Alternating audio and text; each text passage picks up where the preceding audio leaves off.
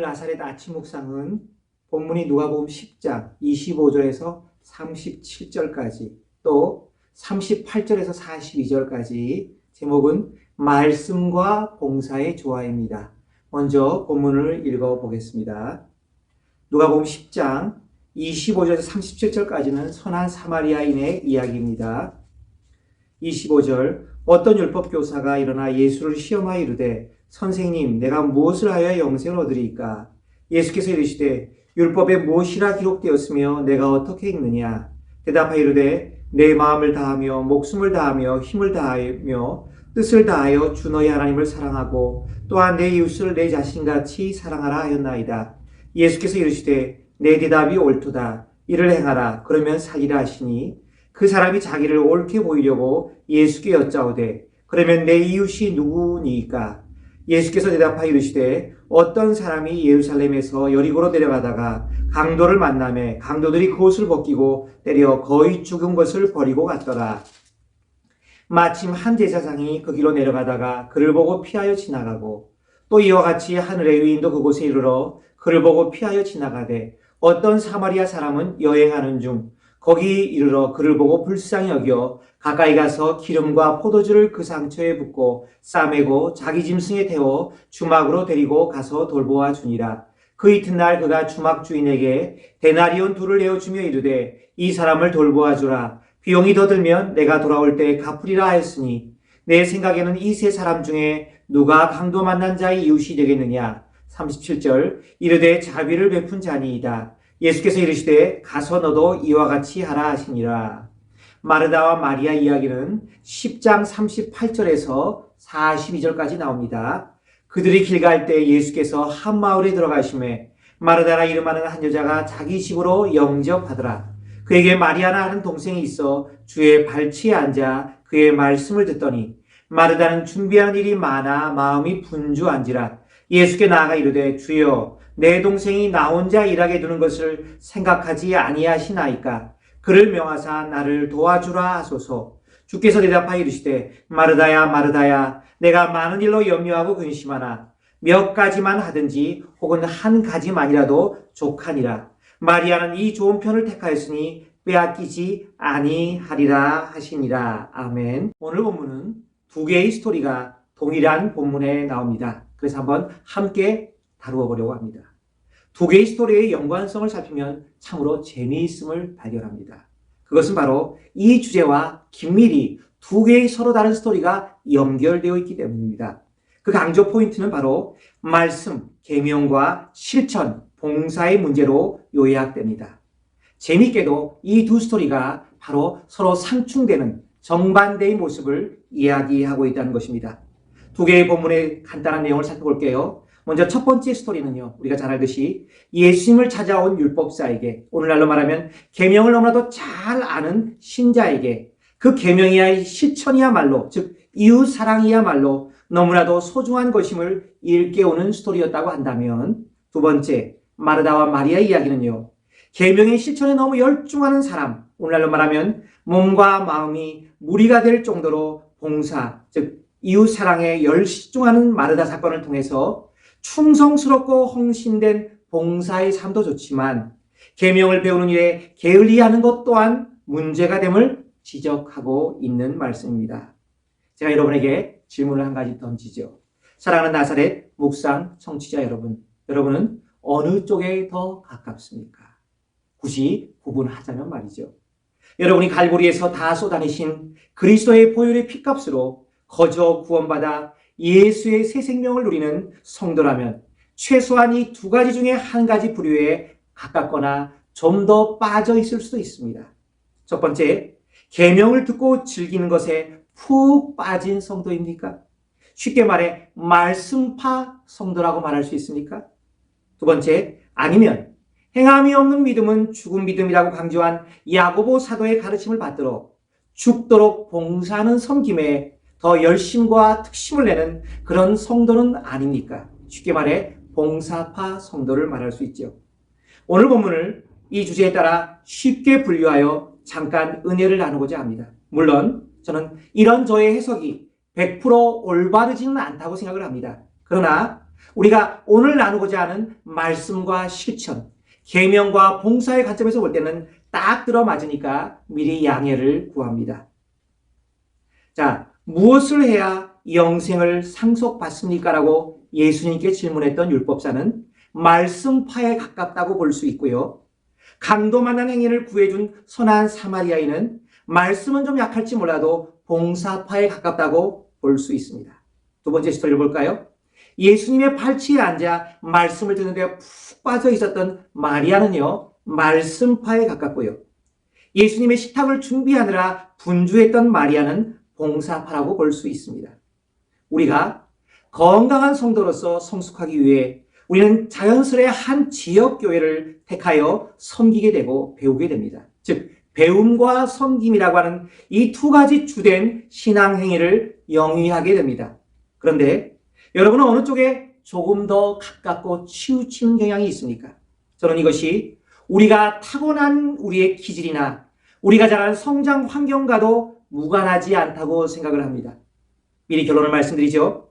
오늘 본문의 결론은 이 두 가지 관점에서 볼 때 요약하면 말씀파와 봉사파 이 두 부류가 다 소중하고 건강한 교회, 균형 잡힌 신앙생활을 하는데 꼭 필요한 요소라는 것입니다. 그래서 우리 주님이 재림하실 때 신랑 되신 그분 앞에 거룩하고 흠이 없는 신부가 되려면요, 우리는 이 신앙생활의 두 가지 중요한 요소, 첫 번째 말씀과 계명과 말씀에 대한 사랑 잊지 말아야 하고요. 또 두 번째로 이 우리의 믿음이 살아있으려면 섬김과 봉사와 실천에 있어 어느 한쪽에 치우침이 없이 고른 신앙생활을 해야 한다는 것입니다. 오늘 이 시간 저와 여러분의 삶을 한번 돌아보는 기회가 되기를 바랍니다. 이 말씀이라고 하는 것, 다른 말로 계명이라고 하는 것과 봉사, 다른 말로 섬김이라고 하는 이 두 가지 핵심 포인트의 균형이 깨어질 때 우리의 믿음, 즉 성도의 거룩한 그리스도를 맞이하기 위해서 준비하는 성도의 거룩한 신부의 삶은 반드시 문제가 생길 수밖에 없습니다. 오늘 본문을 통해 예수님은 분명하게 지적하고 있다는 것을 우리가 한번 살펴보려고 합니다. 잠깐 살펴볼까요? 선한 사마리아 이야기인의 이야기를 보겠습니다. 예수님을 찾아와 그를 시험했던 율법사가 주님께로부터 한편으로는 인정받았지만 그가 빠진 오류는 무엇이라고 주님이 말씀하고 계십니까? 주님은 직접 이야기하지 않으셨지만 선한 사마리아인의 이야기를 통해서 넌지시 이 율법사에게 충고하고 계셨습니다. 한번 볼까요? 성경을 진정성 있게 읽고 연구하고 상고하는 것도 중요하지만 실천이 빠져버린 계명을 암기하고 있는 것, 결국 아무 소용이 없다고 말씀하십니다. 두 번째로 이 선한 사마리아인의 비유를 통해서 누가 진정한 이웃입니까? 하고 이웃의 개념 바운더리를 명확히 알고자 했던 이 율법사의 직접적인 욕구보다 더 소중한 것이 있다면 그것은 지금 바로 이 순간 우리 주변에 고통받는 한 사람이 있다면 그 사람을 모른 척하지 않고 나의 모든 일정을 잠시 내려놓고 다가가서 손 내밀어 주는 사람이 바로 진정한 이웃을 사랑하는 사람이라는 것을 알려주는 말씀임을 깨닫습니다. 또 한 가지, 왜 하필 강도 만난 행인을 외면하는 사람들의 예로 제사장과 레위인의 예를 드셨을까요? 여러분 이상하지 않습니까? 그 당시, 아니 오늘도 마찬가지지만 말씀과 예배에 충실했으니 나는 할 것을 다 했다고 하는 믿음이 좀 있다고 자부하는 사람들 중에 얼마든지 그 계명의 구체적인 실천, 즉 세상에서의 구체적인 보이지 않는 삶에 있어서는 낙제점을 받을 수 있는 사람이 생길 수 있다고 하는 주님의 지적이 아닐까요? 이제 마르다와 마리아 이야기를 통해서 주님이 가르치신 교훈을 살펴봅시다. 마르다는 오늘 보면 38절에 보니까 발빠르게 여행길에 지친, 전도 여행길에 지친 예수님을 자기 집으로 영접했습니다. 장점이죠. 봉사자는 발이 빨라야 합니다. 그렇죠? 그렇지만 40절에 보니까 마르다는 지친 예수님을 풍성하게 대접하고자 하는 이 마음이 앞설 때 그만 봉사 때문에 마음이 분주함에 빠지고 말았다는 것입니다. 즉 좋은 의도에서 지치고 배고픈 예수님을 섬기기 위한 좋은 의도에서 출발한 봉사가 서서히 그의 마음을 무너뜨리기, 정확하게 말하면 그의 마음에 하나님의 평강을 무너뜨리며 은혜가 떨어지기 시작했다는 것입니다. 세 번째로 40절에 보면 급기야는 자기를 돕지 않는 동생 마리아에 대한 질투와 원망심이 생겼고요. 이런 환경을 만든 것은 우리 주 예수 그리스도께도 책임이 있다고 하면서 주님께서 나를 돌보시지 않는 것이라고 분명히 오버하고 있다는 것을 보게 됩니다. 네 번째로는요, 마르다에게 답변해 주신 예수님의 말씀을 통해 지치고 배고픈 예수님의 일행을 섬기려고 했던 아름다운 마르다의 선행은 결국 마르다의 내면의 평안을 빼앗고 근심과 걱정에 빠지게 만들었다는 것입니다. 여러분, 그러므로 오늘까지의 우리의 믿음 생활이 말씀파 쪽에 더 가까웠다면 이젠 좌클릭하셔서 봉사파에도 좀 더 비중을 두셔야 한다는 것입니다. 만약 그 반대로 봉사파 쪽에 조금 더 경도되었다면 이제 우클릭하셔서 우리가 말씀 쪽에도 비중을 두고 포인트를 두어야 한다는 것입니다. 그러면 한번 적용 권문을 드려보고자 합니다. 그러기 위해 어떤 일부터 하면 좋을까요? 저는 교회 안에서, 가정 안에서, 일터에서 할 수 있는 마음에 큰 침이 되지 않는 작은 일부터 봉사를 시작해야 한다고 생각을 합니다. 본문에서 예수님께 칭찬받은 마리아처럼 우리는 부정적인 의미에서 마리아 핑계 증후군에 빠지면 안 됩니다. 우리 나사렛 성도 중에 그런 분은 없겠지만 가끔씩 어떤 교회를 방문해 보면 말씀 듣기는 너무 좋아하고 열심을 내지만 그분의 믿음의 분량에 비하여 너무 봉사를 소홀히 하는 분을 볼 때가 있습니다. 분명 핑계는 있겠지요. 난 마리아처럼 누가 뭐래도 예수님의 발치에 앉아 말씀만 들을 거야. 이게 얼마나 최고의 축복인데 예수님도 칭찬하셨잖아. 여러분, 얼마나 그럴듯한 핑계입니까? 참으로 안타까운 일이죠. 이런 분은 아무리 말씀을 많이 듣고 암송한다 해도 그분의 실제 믿음은 더 이상 자라지 못합니다. 아니, 반드시 퇴보하고 있다는 것을 명심하셔야 합니다. 또 본문에서 예수님이 아름다운 선례로 사용했던 선한 사마리아인의 봉사 증후군에 빠져도 안 됩니다. 역시 다른 교회를 다녀보면요, 가끔씩 이런 분들을 만납니다. 이런 분들의 특징이 사랑이 많다는 겁니다. 자기 형편도 넉넉치 않은데 누군가를 돕는 일이라면 교회의 약해진 부서 사역을 감당하기 위해 두 팔을 걷어붙인 사람들을 말합니다. 저는 개인적으로 이런 분을 볼 때 머리 숙여 존경을 표합니다.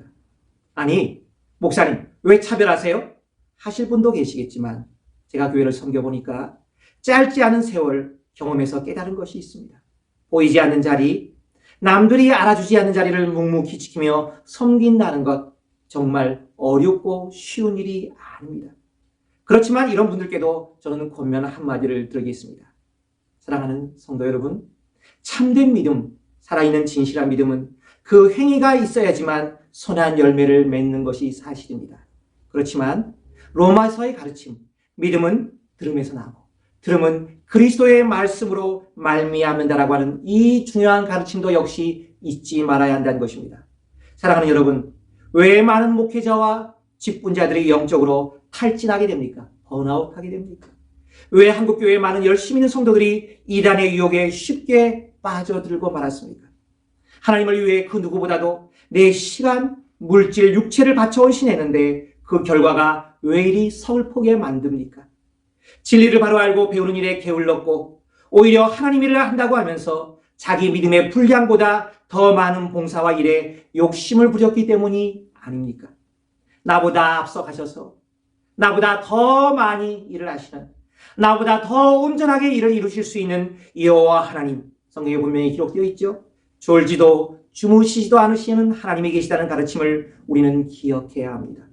또 그분께서 이미 준비해 두신 일꾼들이 너무 많다고 하는 성경의 가르침, 나만 남았다고 하는 엘리야의 항변에 대해서 바알에 무릎 꿇지 않은 7,000명을 남겨주셨다는 하나님의 답변에 우리는 다시 한번 그 교훈을 소홀히 하지 말고 귀 기울여 들어야 할 것입니다. 사랑하는 여러분, 여러분만이 아니라 다른 사람을 통해서도 또 하나님의 신비한 능력의 역사를 통해서도 얼마든지 뜻하신 바를 이룰 수 있다는 전지전능하신 하나님을 다시 한번 기억하면서 우리는 말씀파도 아니요, 섬김파도 아닌 이 두 사이에서 아름다운 균형을 이루셔서 성령의 음성을 따라가며 우리의 믿음 생활을 디벨롭해 가시는 저와 여러분이 되시기를 간절히 바랍니다. 기도하겠습니다. 하나님 감사합니다. 오늘 선한 사마리아인의 비유를 통해서 마르다와 마리아의 이야기를 통해서 우리는 중요한 결론을 얻습니다.